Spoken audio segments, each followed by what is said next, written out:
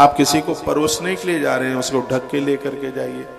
उस भोजन को दूषित कहा गया है, अपवित्र कहा गया, जो रसोई में बिल्कुल खुला हुआ रखा है, उसमें मच्छर कीड़े मकोड़े मरे हैं, उसमें गिरे हैं, तो तत्काल प्रसाद को ढक करके रखिए, प्रसाद खुला हुआ ना होवे। ग्रंथ ने कहा एक बार मनुष्यान भुंजिए देत कथावृत्ति, एक ही बार लें। सुख साध्य मिथास्ता सर्वडम कार्य में हो, उतना लीजिए जितने में आप आराम से कथा में आप बैठ सके। कुष्मांडम नारकेलम च मूलम जगद्वा कथावृत्ति, कुछ चीजें ऐसी हैं कथा के दिनों में जिनको लेने का बिल्कुल निषेध बताया। हींग के लिए भी बोला, गाजर के लिए भी बोला। सत्यम शौचम दया मौना मार्जवम विनयम तथा औदार्य मनुष्य कुरिया नित्यम कथावृत्ति। कथावृत्ति पुरुष प्रतिदिन सत्य सोच दया मौन सहजता विनय और मन की उदारता इन सद्गुणों के साथ में कथा को सुने तो यह कथा तत्काल अपना प्रभाव दिखाती है। दरिद्र से क्षयी रोगी पापी निर्भाग्य बचा, जिनको गरीबी आई है वो कथा जरूर सुने, जिनसे कोई अपराध हो गया वो कथा सुने, जो रोगी हैं उन्हें यह कथा जरूर सुननी चाहिए। काक बंध्या देहा, बच्चे होते होते अपने आप बंद हो गए, ऐसी नारी जिसके गर्भ में बच्चे समाप्त हुए, या जिनको बेटी है बेटा है ही नहीं, या जिनको बेटाई है बेटी नहीं है, स्वद गर्भा चया नारी ताभ्याम श्राव्य कथा परा, इन सबको श्री शिव महापुराण की कथा जरूर सुननी चाहिए। शिव पुराण की कथा सुनने मात्र से 1 करोड़ यज्ञ का सौभाग्य प्राप्त हो जाता है। 24 लाख गायत्री का पुरुषण करने का फल तत्काल प्राप्त होता है।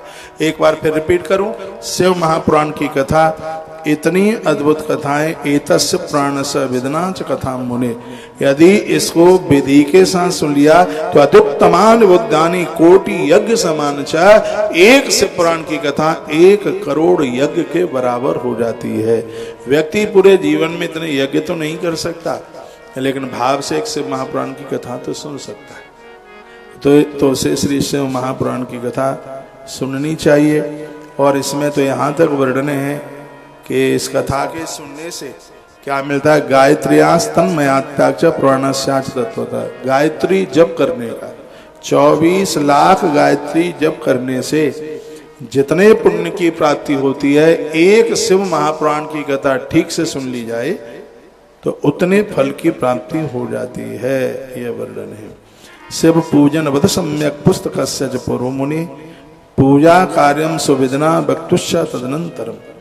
कहते हैं शिव महापुराण की कथा में शिव महापुराण के ग्रंथ का पूजन हो, पुस्तक की पूजा करें, उसके बाद वक्ता की पूजा करें।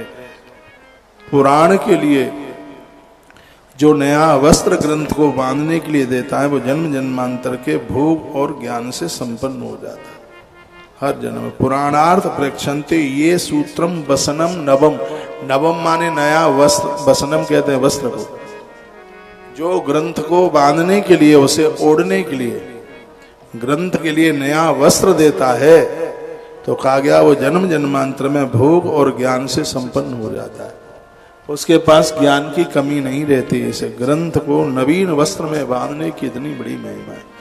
वर्णन किया शिव महापुराण श्वेत वस्त्र में बांधा जाए, क्यों शंकर जी को सफेद वस्त्र बड़ा प्रिय, श्रीमद् भागवत जी को पीत वस्त्र में बांधा जाए, श्रीमद् देवी भागवत ग्रंथ को लाल वस्त्र में, रामायण जी को बादामी रंग का हो, श्वेत रंग का हो, पीले रंग का हो। ये पूजा में इन वस्त्रों को बहुत ज्यादा विशेष माना गया। तो यही बात यहाँ पर वर्णित की गई है, कही गई है।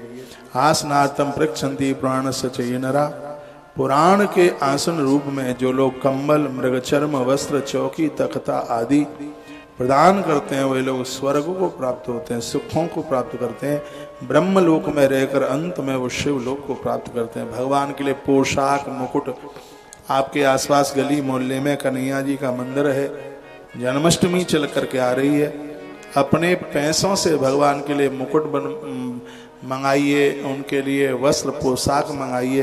क्या सुंदर लिखा है, जो भगवान को, गुरुजनों को, महात्मा को कंबल, आसन, वस्त्र देते हैं तो स्वर्ग लोकम समासाध्य, ऐसे लोग कभी स्वर्ग से अलग नहीं होते।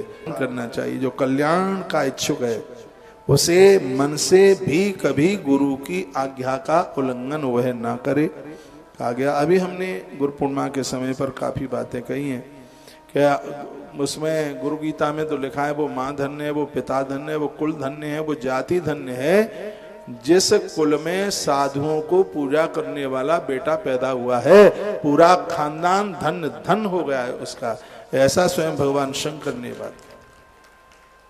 जो भी कर्म यदि गुरु के समक्ष किए जाएं, कहते हैं कि वो करोड़ गुना नहीं, वो अनंत गुना हो जाते हैं गुरु के समक्ष। उनके सानिध्य में जो भी कोई सत्कर्म किया जाता है अनंत गुना फलदायी हो जाता है। ऐसा कहा गया है, गुरुदेव के समक्ष इच्छा के अनुसार आसन पर नहीं बैठना चाहिए, क्योंकि गुरु साक्षात देवता है और उनका घर देव मंदिर है। गुरुदेवो इता साक्षात तदग्रम देव मंदिरम, स्पष्ट लिखा है। जब तक उनकी आज्ञा ना हो तब तक बैठे नहीं, खड़े रहे। उनके बराबर में ना बैठे, वो लाख बार कहें तो भी उनके बराबर में ना बैठे, उनके आसन पर ना बैठे। ये सैया पर वो शयन करते हैं, वो सैया पर ना बैठे, ऐसा वर्णन किया गया। जिस प्रकार पापियों की संगति के कारण उनके पापों से व्यक्ति का पतन हो जाता है, उसी प्रकार से गुरु की संगति से व्यक्ति को धर्म का पूरा फल प्राप्त हो जाता है। जैसे सुवर्ण अग्नि के संपर्क में अपने मैल को त्याग देता है, उसी प्रकार से शिष्य गुरु के सानिध्य में अपने संपूर्ण अपराधों को त्याग देता है। गुरु का इतना बड़ा महात्म्य है। कहते हैं मनुष्य गुरु के संपर्क से पापों को त्याग देता है, वो बदल जाता है।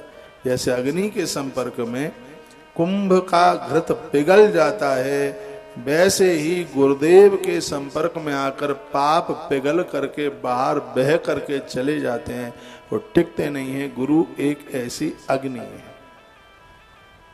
ये वर्णन किया गया, गुरु तुष्टो दैत्य पापम तन मंत्र तेजसा।